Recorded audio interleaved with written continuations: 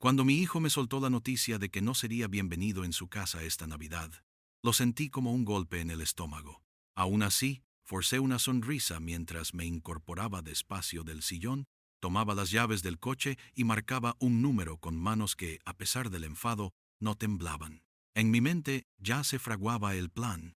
Antes de que terminara el año, su hipoteca quedaría saldada, y eso sería apenas el primer paso de mi venganza silenciosa. Porque si hay algo que he aprendido en estos 62 años, es que la arrogancia exige su castigo y la justicia su reivindicación.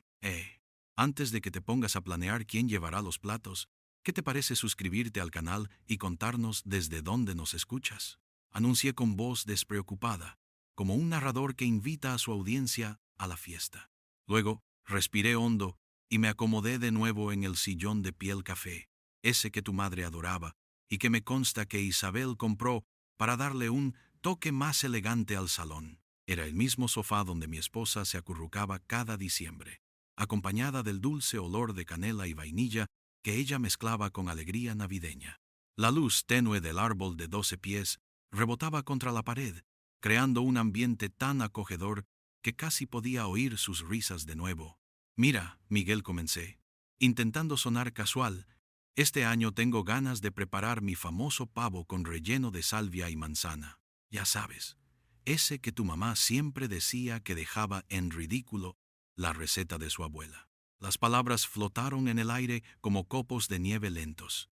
Habían sido años de cenas, brindis y conversaciones animadas bajo ese mismo techo. Entonces, el aire mismo pareció congelarse cuando escuché el peso de las siguientes palabras. Papá, lo siento, pero esta Navidad no estarás invitado a cenar con nosotros. El impacto fue tangible. Sentí como mis manos se helaban, como si el termómetro marcara bajo cero dentro de la sala. Parpadeé, pensando que era fruto de mi imaginación o de un malentendido, pero la mirada esquiva de Miguel, fija en la mesa de mármol, la que elegimos juntos cuando Isabel exigió algo más sofisticado para recibir a sus amigos, me confirmó que no había vuelta atrás. ¿Cómo que no estaré invitado?, pregunté, intentando recuperar el pulso y, con él, mi dignidad. Él bajó la frente y murmuró casi en un suspiro. Van a venir mis suegros, y pues, prefieren que no estés. Dicen que sus tradiciones navideñas son muy específicas. Prefieren. Repetí esa palabra en voz baja, dejando que su sabor implique un desprecio soterrado. Me puse de pie lentamente, apoyando la mirada en cada rincón. Las cortinas de seda que pagué con mi tarjeta para preservar su privacidad, el cielo raso con molduras que maximizó mi línea de crédito, el piso de duela que conseguí con un segundo crédito hipotecario, todo ese hogar era, al fin y al cabo, mi creación y mi sacrificio. ¿Sus tradiciones? Insistí, con la voz cargada de una calma que apenas contenía el trueno invisible en mi pecho. ¿Y cuál es esa forma de hacer las cosas que me excluye? Miguel encogió los hombros, como si su propio corazón le pesara. Es más sencillo así, papá. Mi suegra es muy tradicional. Les importa que todo sea perfectamente refinado. Ya sabes cómo son. De pronto, pude ver, a través del arco que comunicaba con la cocina, la batidora profesional que costó $2,000 y que apenas ha visto acción en 3 semanas. Entonces respiré hondo y pregunté en voz apenas audible. ¿Y yo, dónde paso la Navidad? Él me ofreció con timidez un par de alternativas, la casa de la tía Rosa, o tal vez reunirse el fin de semana siguiente. Aquellas opciones sonaban tan vacías como un regalo sin envolver. En cuanto di un paso hacia la puerta, comenté sin girarme. Dile a Isabel y a tus suegros, feliz Navidad. El chirrido de la perilla se oyó como un disparo final. Afuera, el aire invernal me golpeó con fuerza, recordándome quién era. Un padre que había construido un hogar y perdido el derecho a celebrarlo. Me quedé un instante sentado en mi camioneta, motor apagado, contemplando las luces navideñas de vecindarios, donde ya no volvería a ser bienvenido. Cada destello era un reflejo de las risas que antes llenaban mi vida y que ahora resonaban solo en mi memoria. Ese hombre que creía que la familia lo era todo, dispuesto a dar hasta el último centavo por ver a su hijo feliz, ese hombre había sido un ingenuo. Salí del vecindario con el corazón latiéndome en los oídos, y me detuve en un semáforo en rojo. El motor en silencio, contemplé cómo un padre joven cargaba cajas de regalos en el maletero de su SUV. Sus hijos apretaban la nariz contra la ventanilla, con los rostros empapados de emoción. Por un instante vi a mi propio hijo, y a mí reflejados en ese cristal empañado, risas, miradas cómplices, la sensación de pertenecer antes de que Isabel apareciera y lo convirtiera todo en un proceso de facturas y exigencias.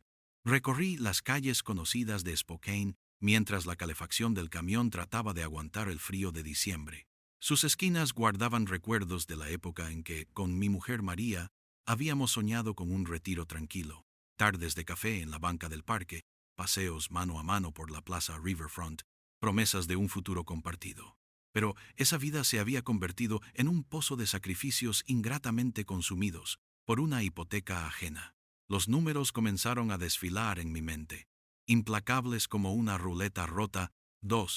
800 mensuales, 60 pagos en 5 años, 168, cero solo en abonos a capital e intereses. A eso, súmale el enganche inicial, las reformas, la cocina de ensueño de Isabel, los muebles de revista. Calculé sin apuro, rememorando cómo mi contador puso cara de pena cuando, en la sucursal de Fifth Street, firmé el segundo crédito. Señor Flores, ¿está seguro de asumir este riesgo?, me advirtió. Es por tu hijo, le respondí sin dudar. Ahora, ese riesgo resultó ser mi derrota. Al llegar a mi casa, la misma cuyo concreto agrietado no he tenido ni para reparar, revisé mentalmente cada rincón. La lámpara del porche parpadeando, la mesa de comedor con la pata coja, la pintura descascarada en el pasillo. Renuncié a todo eso con gusto, si eso significaba recobrar mi dignidad. Con determinación marqué el número de mi banco. Servicio al cliente. Habla Jennifer. ¿En qué puedo ayudarle?, respondió, amable, sin sospechar los años atrapados en mi voz. Quiero cancelar una transferencia automática, dije, controlado. Son 2.800 al mes, cada día 15, a la cuenta de Wells Fargo que termina en 7423. Ella tecleó durante unos segundos. Veo la transacción. Llevan 5 años realizándose, señor Flores. ¿Desea que la cancele de inmediato? Visualicé la batidora costosa, los suéteres que colgaban sin uso, las facturas que dejé de pagar yo mismo para garantizar ese dinero. Efectivo de inmediato. Sentí cómo mi voz recuperaba fuerza. Listo, señor Flores. Ya ha sido cancelada. ¿Algo más? No, gracias. Colgué y me quedé en silencio, escuchando el eco de mi respiración y el zumbido lejano de la calle.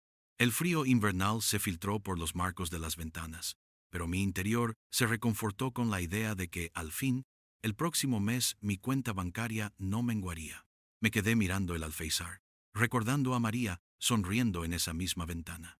Respiré profundo y saqué de un cajón el grueso expediente donde guardaba 5 años de extractos bancarios y pólizas hipotecarias. En la chimenea coloqué el expediente como un trofeo. Encendí un fósforo y dejé que las hojas se retorcieran entre las llamas, una tras otra, cada pago, cada sacrificio, cada esperanza invertida en una familia que nunca me valoró. Al fuego le sobraba oxígeno. A mí me faltaba resentimiento por aclarar. El teléfono vibró con un mensaje de Miguel. Probablemente un «Papá, lo siento» o un «¿Qué estás haciendo?». No respondí. En cambio, abrí mi licor favorito, la botella que había guardado para una ocasión especial, y serví un vaso generoso. El primer trago quemó mi garganta como si fuera el fuego de un nuevo comienzo. Brindé al aire, al retrato de María sobre la repisa y al hombre que crecía dentro de mí con cada centímetro de ceniza. Feliz Navidad, a mí, musité, con la convicción de quien acaba de recuperar su libertad. Y mientras las llamas danzaban, supe que aquella noche era el verdadero festín, el banquete de la justicia cumplida, sin más intercambios que mi propia tranquilidad. A la mañana siguiente, el sol apenas despuntaba cuando mi teléfono vibró con el nombre de Isabel parpadeando en pantalla. Tomé un sorbo de café para mascar la rudeza de su tono. Dennis, necesito que vayas por mis padres al aeropuerto de Spokane. El vuelo de Portland llega a las 2 en la puerta 3 de equipaje. Apoyé la taza en la encimera, dejando que el vapor se esfumara en el aire frío de la cocina. ¿Olvidó lo que le expliqué ayer?, pensé. Respiré profundo y respondí con la misma cortesía que ella había empleado para despedirme de la cena navideña. Isabel, ayer conversamos largo sobre mi condición de invitado no deseado. No creo que sea buena idea que haga de chofer personal.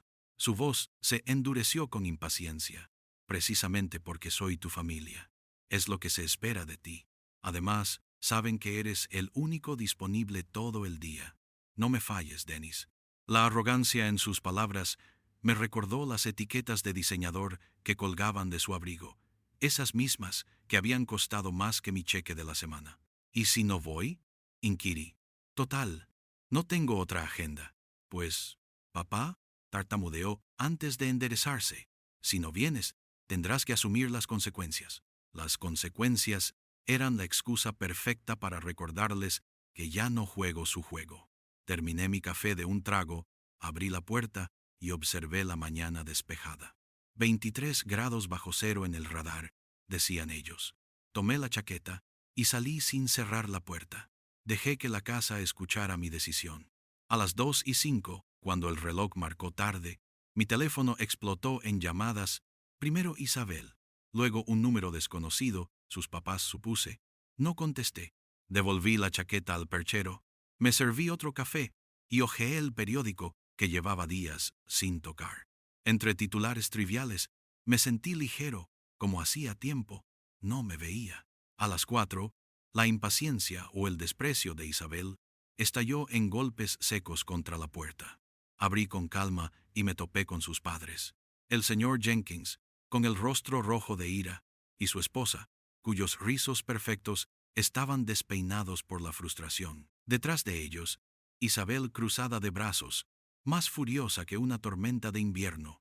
«¿Cómo te atreves?», vociferó él. Estuvimos más de 3 horas congelados en la terminal. Inconcebible que nos dejara tirados. Le dejé pasar sin ofrecer disculpas. El frío de su reclamo contrastaba con la calidez de mi recibidor, donde se acumulaban sus maletas de piel y sus sacos de marca. Señor Jenkins, su obsesión por etiquetarme de ingrato no me conmueve. Aquí dentro, mi techo, mis reglas. Si no le parece, puede marcharse. La señora Jenkins avanzó con porte altivo. Eres un bárbaro. ¿Sabes lo que significa esto para nuestra reputación? Mi marido maneja contactos muy influyentes. Esto no quedará así. Exacto, repliqué, pasando junto a ellos hacia la sala.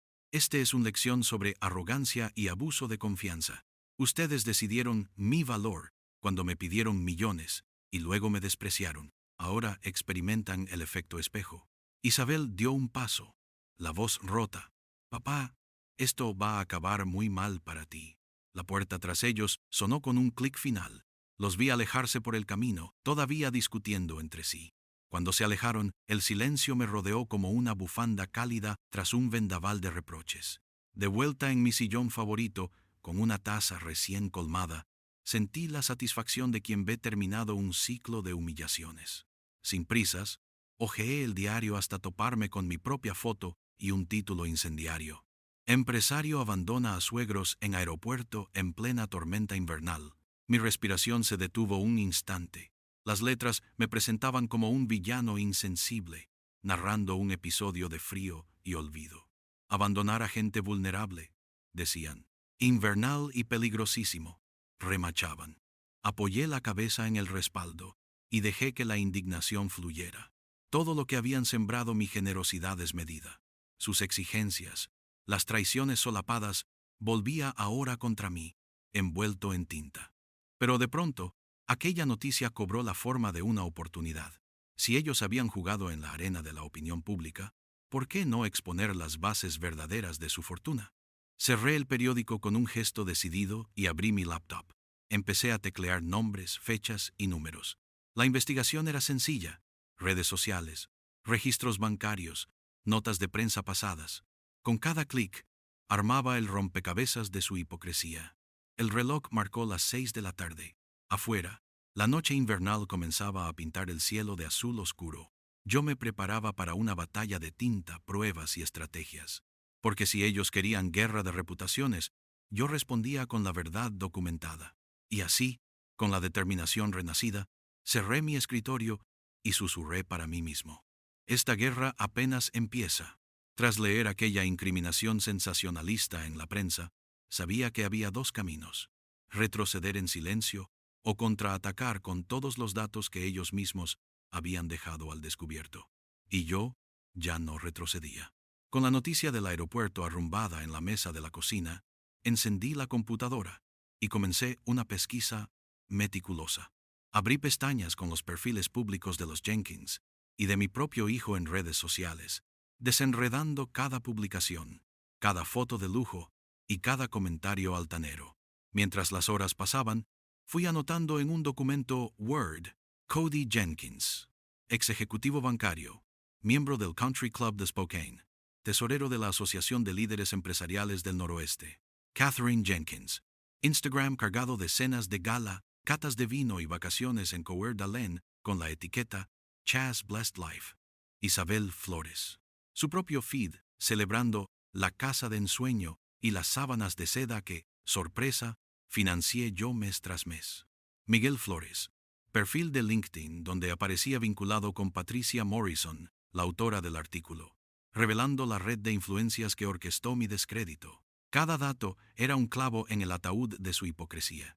Descubrí correos viejos filtrados en foros locales donde Isabel pedía recomendaciones de asesores financieros para papás quisquillosos y fotos de cenas familiares en las que mi rostro aparecía recortado como si alguien hubiera borrado al proveedor incómodo. Cuando el reloj marcó las 9 de la noche, tenía montada una presentación en PowerPoint que documentaba 5 años de su explotación. Enganche inicial: 47. Cero provenientes de mi préstamo sobre el hogar que teóricamente compartíamos.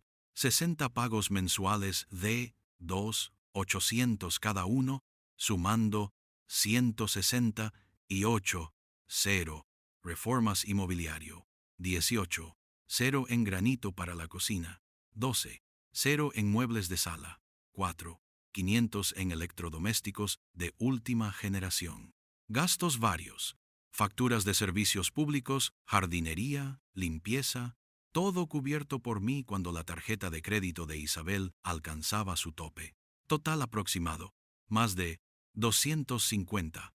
0 en 5 años, sin contar el costo de oportunidad de mi propio retiro. Con cada diapositiva, el rectángulo de la pantalla parecía un tribunal impartiendo justicia. Respiré hondo y guardé todo en un pendrive. Luego, imprimí 12 copias de cada diapositiva, junto con capturas de pantalla de los posts, recortes de mi correspondencia con el banco y el artículo difamatorio. Mi objetivo estaba claro: exponerlo todo la noche del 24 de diciembre, cuando su casa rebosara de invitados. Los días siguientes, mi rutina cambió radicalmente. Mientras ellos afinaban menús navideños y repasaban listas de invitados, yo organizaba mis paquetes de verdad. Cada sobre incluía un recorte de prensa con mi nota manuscrita, mentiras y medias verdades, los extractos bancarios con los pagos resaltados, facturas de remodelación y capturas de Instagram de sus festejos, un brevísimo resumen de mis sacrificios, firmado con mi letra. El 23 de diciembre revisé todo una última vez. La fecha marcada en mi calendario, la noche antes de lo que ellos consideraban la gran cena familiar, lucía subrayada con tinta roja. Sabía que, a pesar de su fortuna y sus redes de influencia, no podrían ignorar pruebas tan contundentes frente a todos sus conocidos. Esa madrugada no dormí. El tic-tac del reloj me acompañó entre tazas de café y repasos finales a mi discurso interno. Esto no es venganza, es verdad, es justicia. Llegó la tarde del 24. Con mi traje azul marino, el mismo que usé en el funeral de María, ajusté la corbata frente al espejo. En mi coche, un maletín con los 12 sobres parecía tan pesado como mi determinación. A las 6:30, me planté frente al portón de Kendall Yards. Las luces del vecindario destellaban invitaciones a una celebración perfecta. Guardé la compostura. Respiré profundo y crucé el jardín hasta la puerta principal, que entró abierta con un leve chirrido de descuido. Dentro, La sala olía a pino fresco y a canela. Se escuchaban risas, brindis y villancicos de fondo. 12 comensales se acomodaban alrededor de la mesa, con copas de vino alzadas en brindis prematuros. Isabel alzó la vista, incapaz de disimular el sobresalto al verme entrar. Miguel bajó la mirada. Los Jenkins inclinaron la cabeza, confusión pintada en sus rostros. Buenas noches, saludé, con voz firme. Espero no interrumpir. Coloqué el maletín sobre la mesa de mármol y lo abrí con elegancia medida. Saqué el primer sobre y lo deposité frente al anfitrión. Señor Jenkins, comencemos por lo fundamental. 5 años de pagos de hipoteca, todos documentados aquí, que no provienen de un deseo de complacer, sino de una deuda de gratitud que ustedes decidieron no saldar. Mientras cada invitado abría su sobre, la sala cayó en un silencio denso, rustle de papel, miradas cruzadas y preguntas mudas. Una dama de mirada inquisitiva alzó el teléfono, pero no antes de observar el monto real de su comodidad. Esto es ridículo, balbuceó Isabel, voz temblorosa. Pensé que lo hacías todo por cariño. Cariño sí hubo, respondí, pero la ingratitud y el desprecio superaron cualquier afecto. Desplegué las capturas de pantalla, los recortes de prensa adulterados y las pruebas de su connivencia con la periodista. A cada diapositiva impresa, sus rostros pasaban de la incredulidad al sonrojo. Un murmullo de asombro comenzó a inundar la sala. ¿Por qué? ¿Por qué nunca dijiste nada?, susurró una de las invitadas. Porque quise evitar el escándalo, contesté con sinceridad. Pero ustedes quisieron convertir mi nombre en escarnio público. Ahora la verdad está aquí, al alcance de sus manos, para que entiendan lo que significa pisotear a quien dio todo por defenderlos. El aire se cargó de tensión, como en el clímax de un concierto antes del último acorde. Aquella revelación era mi regalo de Navidad, un festín de realidad que ningún envoltorio podía disimular. Cuando todo hubo quedado claro, cerré mi maletín, giré tal como entré y me despedí con un simple: que disfruten la cena. Ya no corre de mi cuenta. El sonido de los sobres cayendo al suelo fue la última nota de mi sinfonía de justicia. Era la noche en que por fin restauré mi dignidad. Salí de la casa de los Jenkins con el corazón latiéndome a 1000, pero sin un rastro de remordimiento. El aire helado de Spokane me clavaba cada aliento en el pecho como un recordatorio de la soledad que escogí. En lugar de regresar a un hogar que se había vuelto ajeno, conduje sin rumbo fijo, dejando que el motor y el silencio fueran mi compañía. Al llegar a mi propia puerta, noté el destello de un sobre grueso reposando en el descansillo. Era correo certificado. Firmé sin pensarlo 2 veces y entré, cerrando la puerta tras de mí con un portazo que retumbó en las paredes desnudas. Sobre la mesa de la cocina, el sello decía: notificación de incumplimiento. Lo abrí con dedos prestos, temiendo y a la vez esperando lo peor. Mis ojos recorrieron la letra impresa. 3 meses de pagos atrasados, un total de 8,400 que había dejado de abonar, sí, yo, el cheque en blanco de la familia. Me daban 14 días para regularizar o procederemos con las acciones legales pertinentes, incluyendo la ejecución hipotecaria. Un escalofrío recorrió mi espalda. La misma nieve que había ignorado con gusto en el aeropuerto ahora podía sepultar mis últimos vestigios de tranquilidad. Dejé el papel a un lado y respiré hondo. No era mi problema. Su problema. Pues ya están en juego las reglas del karma, me dije, alzando una ceja frente al espejo de la cocina. Que rueden las consecuencias. Mientras el invierno reclamaba la noche, mi teléfono sonó sin cesar. Isabel, número bloqueado. Cody Jenkins. Nunca contesté. Michael, la llamada que más me importaba. Esperé unos segundos y al fin respondí. ¿Sí? La voz de mi hijo sonó apagada, como si hablara desde el fondo de un túnel. Papá, me llegó la misma carta. La casa está en riesgo. No sé qué hacer. No contesté de inmediato. Recordé cada pago, cada cena en que fingí sonreír, cada Navidad en que su felicidad me costó un sacrificio propio. Miguel, dije al fin, con voz firme, esto no es culpa mía. Ustedes son quienes tomaron la hipoteca con la condición de mi generosidad eterna. Yo ya cumplí. 5 años, más de 250. 0. ¿O has olvidado los números? Se hizo un silencio que crujió entre nosotros como la escarcha bajo las botas. Lo sé, papá. Me equivoqué. Y ahora no hay manera de conseguir ese dinero. ¿Recuerdas aquella vez que me gritaste por pedirle a tu suegra que te midiera el pasillo para poner una alfombra nueva? Le pregunté con un dejo de ironía. ¿Recuerdas lo que te respondí? Que el respeto no se compra, balbuceó. Se gana. Exacto. Asentí con la mirada perdida en la ventana. Pues ahora es tu turno de ganártelo. Le di instrucciones claras. Vender la casa, buscar algo más modesto, trabajar horas extras, ajustar gastos, nada de lujos ni préstamos de terceros. Recuperar su estabilidad sin depender de mi bolsillo. Papá, ¿prometes perdonarme? Su voz tembló. Te perdono, respondí lento, pero no voy a resucitar un pozo sin fondo. Si quieres mi apoyo, demuéstrame que ya no eres aquel hombre que veía al padre como un cajero automático. Colgué y dejé el teléfono sobre la mesa. Una semana después, mientras la carta de la demanda hipotecaria se volvía una sombra amenazante, hubo un timbrazo diferente en mi puerta. Era Miguel, sin corbata, con la mirada más madura de lo que esperaba. Traía 2 maletas sencillas y una expresión apacible. Papá empezó. Encontré un departamento pequeño cerca del centro. Lo cubro yo hasta que venda la casa. Y dejé de tomar el crédito para mis caprichos. Le tendí la mano y por primera vez en meses sentí el calor de un abrazo genuino. No hubo reproches ni explicaciones largas. Solo 2 hombres que habían aprendido la lección de la misma manera, con el corazón en la mano y la dignidad por delante.